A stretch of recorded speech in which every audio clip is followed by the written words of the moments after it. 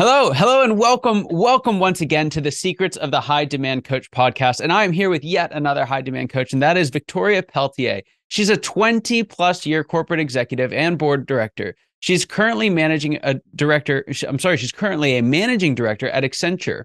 She's nicknamed the turnaround queen. I hope we can dive into that by former colleagues and employers. And Victoria inspires and empowers her team and clients to change mindsets, to drive growth in business and leadership and culture. Victoria, I'm so glad you're here today. Welcome to the show.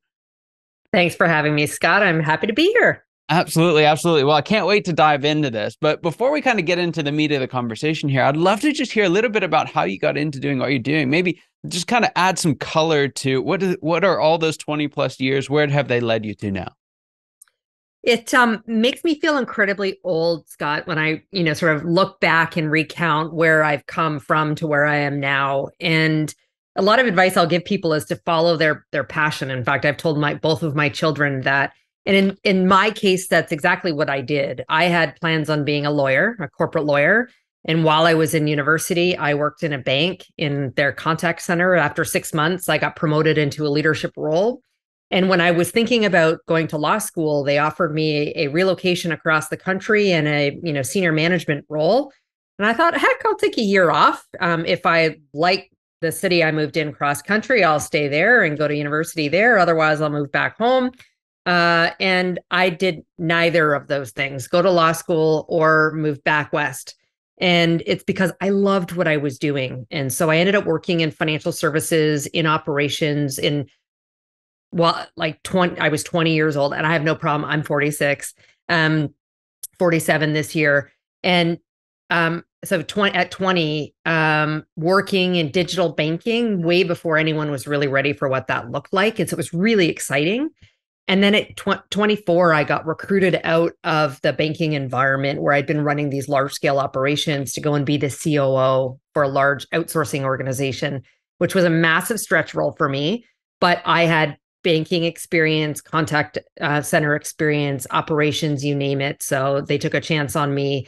And that is where the trajectory for the rest of my 20 plus years now as an executive has been in B2B, predominantly professional services, but in also a number of different slices of what that looks like over these years. Yeah, fantastic. So I have to ask, well, the nickname, the turnaround queen. So tell us a little bit about where that came from and how you've kind of taken the lessons you learned from those turnarounds and applied them to clients you work with today. Well, I've been a part of 18 mergers, acquisitions, or related transactions. Some of those were a joint venture divestiture. One was a joint venture begin. And then I've also supported clients with their own M&A activities. And a big part of my role in those transactions has been the integration of those businesses. And number one. Number two has been looking at how do we create synergies which sadly means a lot of restructuring and cost takeout that comes in those transactions. But I've also been put in positions over the years to take distressed markets or business units and turn them around. So that's where the nickname has come from, as a result of all of those activities, and usually sitting at the heart of the integration and turnaround post acquisition or some kind of merger activities. What do you find are some of the biggest challenges post acquisition? We've had a number of guests on the show have talked about, kind of from the selling side of things, but you're one of the first to really bring, not necessarily the buying side, but that what do you do after you bought it? So someone's out there, they're thinking about making an acquisition. What questions should they be asking now? Well, I've been through enough, including even a company I personally acquired in 2017. And I would say, there's never enough due diligence that needs to be completed on both buy and sell side. And from the sell side, maybe not from the owners, the shareholders who are going to benefit, but for the employees that are left behind. Due diligence, but also then the change management and communication part of it is critical. One company I worked for, we acquired 6 companies in less than 2 years. Wow. And I was leading North American operations at the time. And so again, 80% of the employees that came over were part of ops. So I had to sit and look through a lot of what that was going to look like going forward. And there was fear for those that we were bringing over, not just for the employees, but quite frankly, in many cases, we were buying the goodwill, the contracts, that they had. We weren't buying, physical product in the services space. And so I would emphasize how important it is to have cohesive change management. What I often see from companies is they think they can do it themselves. They have a project management office, a PMO, that does a lot of those activities for other kinds of works internally, but they've never been through this kind of scale of change management and understanding the criticality of the communication to all parties involved would be really, really important. And then also from a leadership perspective, who's at the helm? I can't tell you how many times I've had to have conversations with leaders in this journey. Basically, you're on the bus or you're not, right? If we're in this, we're going to do it together. But that means, there's a hierarchy for a reason. We can come together and attempt to gain consensus, but at some point we're being asked to do something and move forward. Right. What are some of the biggest mistakes that you've seen, either you've made or you've seen others make, and not even to name names or anything, but what are some of the biggest mistakes that you see happening post-acquisition? Lack of transparency, in what's coming. As I said, I know there's great fear from all parties, particularly employees. And again, you're buying the goodwill, the institutional knowledge, the relationship they have with your customers. And so not getting that right in terms of not being transparent, it doesn't mean that you as a leader, you can't in many times inform everyone of what's going on, but to the best of your ability, being incredibly transparent around the journey that we're on and how we're going to do it together, how they're going to be involved in the process. Yeah. And so I've seen that lack of transparency is one of the biggest mistakes. I touched on the other, which is not having additional support, not just a +1 from someone's day job to manage the project, the integration, and the change and communications piece would be the other. I think that transparency piece is so big because I think it's oftentimes even overlooked because it feels more transparent as it is. I think one of the things in any type of change management, not just post-acquisition, but any type of change management, the leaders have been working through that change for quite some time. And by the time it actually comes to fruition, they're kind of on to the next thing, or it makes sense to them, but they've had the time to both emotionally and mentally process through what's going on. And I think we forget that the folks we're now communicating it to, it's the first time they've heard it. And so there's this assumption that, oh, I said it, you got it, right? And that's if we even say it. And so what have you found are some of the kind of, I don't know if techniques is the right word, but the strategies to get out in front of the communication and maintaining transparency through the whole process?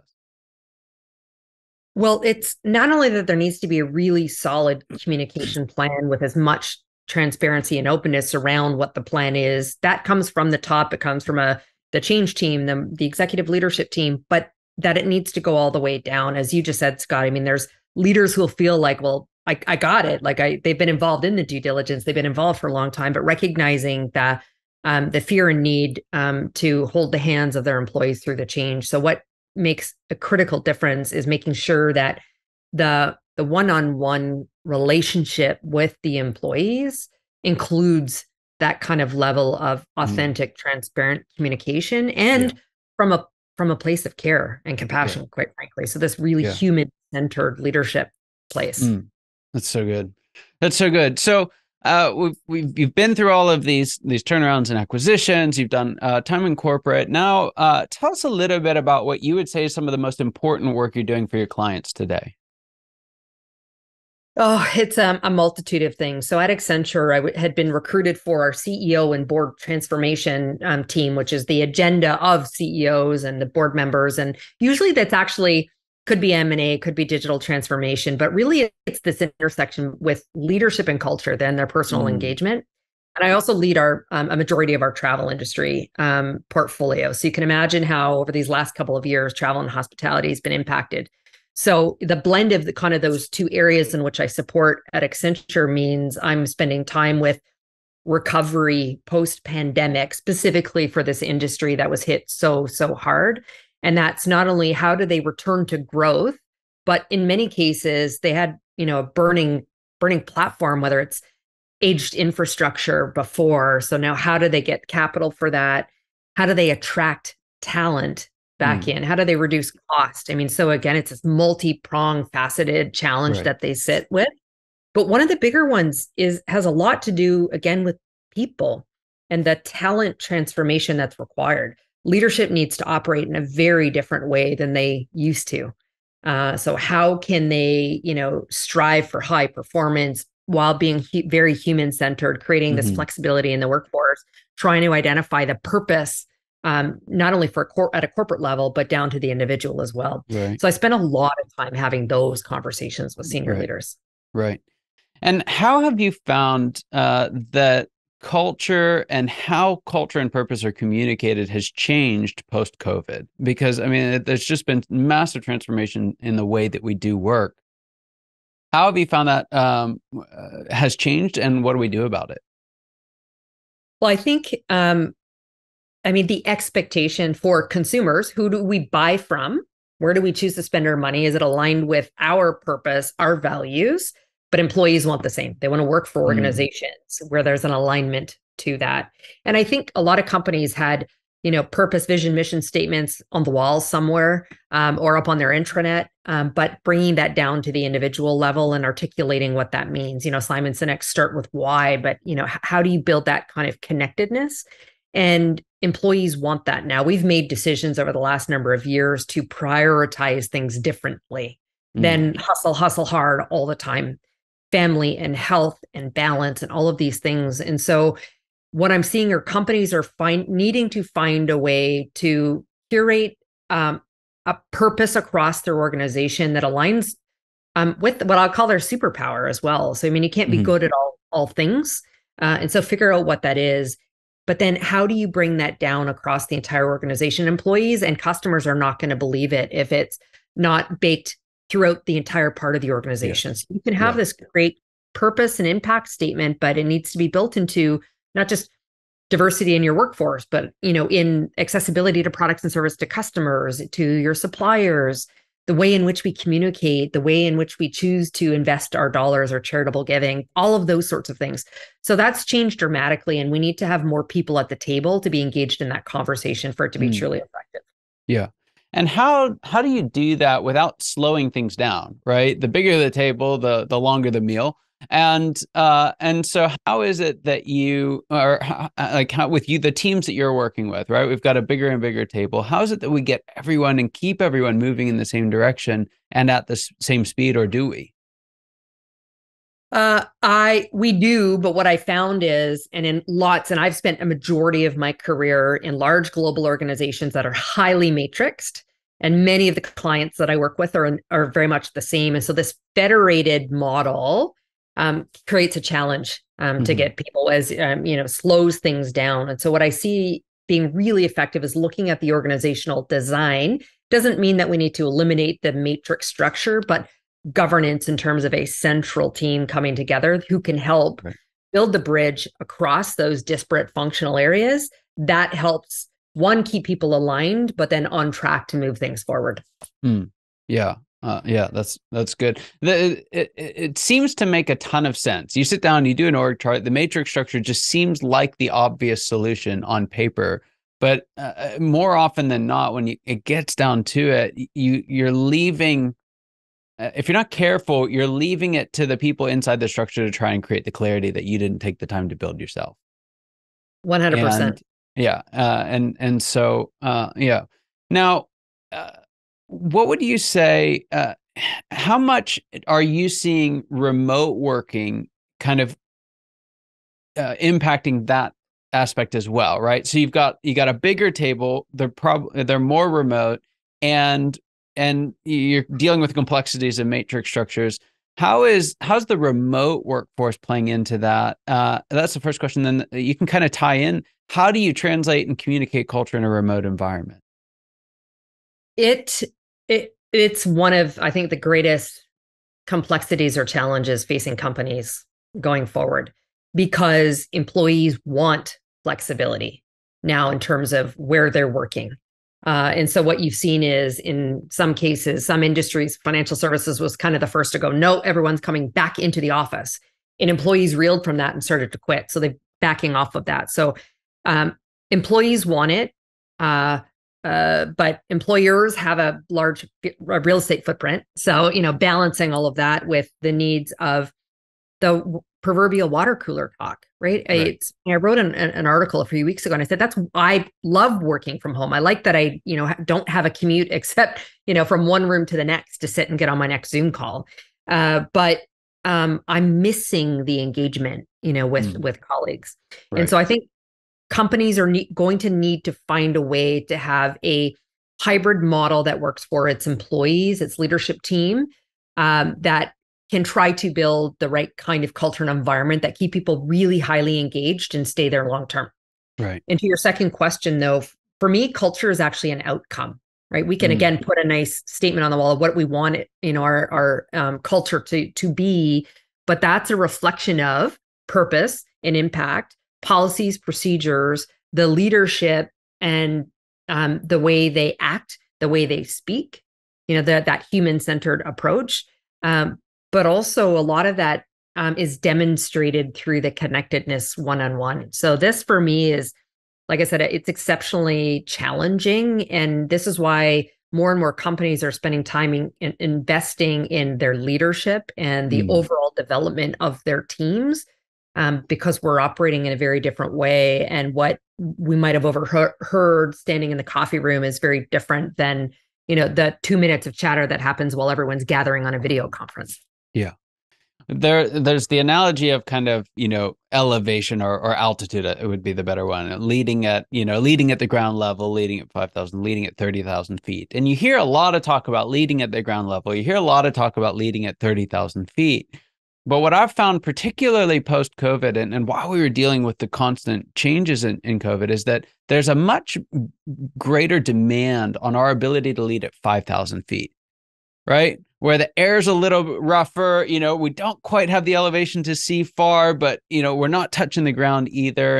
And I think you're kind of pulling out the same thing of we've got to be able to invest in leadership throughout the organization. It can't just be at the top. It can't just be at the bottom. You've got to knit those two together. Would you agree? I 100%, Scott, I do. But the other thing as well is that we need to look at our performance and compensation models associated with that. So yes, you can give coaching on how to be a good leader, but if you're not incenting all across the organization, you can potentially drive the alternate behavior, which then has a negative impact on culture, employee engagement, productivity, retention, et cetera. So true. So true. All right. Here's the moment I've been waiting for. It's my favorite part of the show. And that's where I ask this question. And that is, what is the biggest secret that you wish wasn't a secret at all? What was that one thing that you wish everybody listening today knew? That's hard for me because for me, they're closely intertwined, two of them. And one is around the importance of our individual personal brand in that people do business with people they like and they trust, and therefore they want to do business with. So being the, CEO of brand you, if you will, regardless of what level you're at in the organization and starting it early, I tell my kids that. But the related part of that is that connectedness that around who people want to do business and engage with. And so recognizing, and this is one thing I don't think they teach in graduate school, is the dynamics of relationships. And we talked about matrix organizations and how to navigate that as effectively as possible. Though that's something I wish that my 20-year-old self would have learned rather than some of the scars that I've got over the years from sometimes doing it the wrong way. Awesome. And was there a second one in there? Well, no, your brand and then the relationship. Got it. Okay, I got it. I'm with you now. Perfect. Yes. So, it's a fascinating thing because I think the last thing that most people working up the corporate ladder are thinking about is their personal brand, right? But when you look at how much time they're actually dedicating to it, it's actually a lot. They just don't realize that's what they're doing and they're not being intentional about it. So it's a great point. Now I've worked with enough, coaches, consultants, advisors to know that we've got a knack for spending our best time and energy on helping everyone around us. But sometimes that can come at the cost of us working on ourselves or on our own business and objectives. And so what is it that you're doing for this next stage of growth for you as a leader and in your career? And what challenges do you think you'll have to overcome to get there? As I said at the beginning of my intro, majority of my career has been in B2B professional services. I'd like to go and be on the other side of the table permanently, going back to being the C-suite executive that gets to hire consultants like me, to see, that through to fruition. Sometimes it's frustrating to work on an engagement and go, here's this pretty strategy engagement you've asked us to deliver. And then you leave it in their hands and then okay, and then I can find out maybe a year later, they might not have followed it through. So for me, it'll be to make that jump back to being one of my clients. And the biggest challenge is we're, in a recession, although people will argue whether we really are or aren't, but still there's a lot of insecurity and caution around what does that look like. And so, hiring leaders at that C-suite and board levels to be comfortable with some of the change that will come for me to leap back into that space will be the challenge I'll need to overcome. And going back to brand, how do I tell that story and articulating it to them? Because many of them will sort of be myopically focused on where I've spent my time these last couple decades. Right. One of the best pieces of advice I got, and it was actually from a pastor talking about counseling, but it applies so much to coaches and consultants, is that you can never be more desperate than your client. Like you can never want their, fulfillment, ambitions, goals, whatever it may be, more than they do. And that leaves us in an uncomfortable, especially as doers, it's this uncomfortable moment of you do have to hand it over. And so I understand that pain deeply. And it's actually where a lot of, especially new coaches and consultants get tripped up because they're used to being the one going out and getting it done. They used to be able to, if this is it, like they had some form of leadership, they had some hierarchy underneath them, it can go with it. But then you come out into the world of coaching and consulting. It's like, oh, I don't actually get to drive it through. I get to tell people what to do, but they don't really listen, at least not as much as I would like. So yeah, it's great advice, especially for folks that are new to the industry. All right. The last question that I have for you then is, folks are thinking about, I mean, we've just covered this whole range of topics, but if they want to find more out about what you do, and connect with you, what's the best way for that to happen? I have a personal website, which is victoria-pelletier.com, where my articles, all the public speaking I do, everything can be housed there. Of course, you could just Google me. I've worked hard on my brand, and I'm the majority of the first 10 pages probably that comes up. Awesome.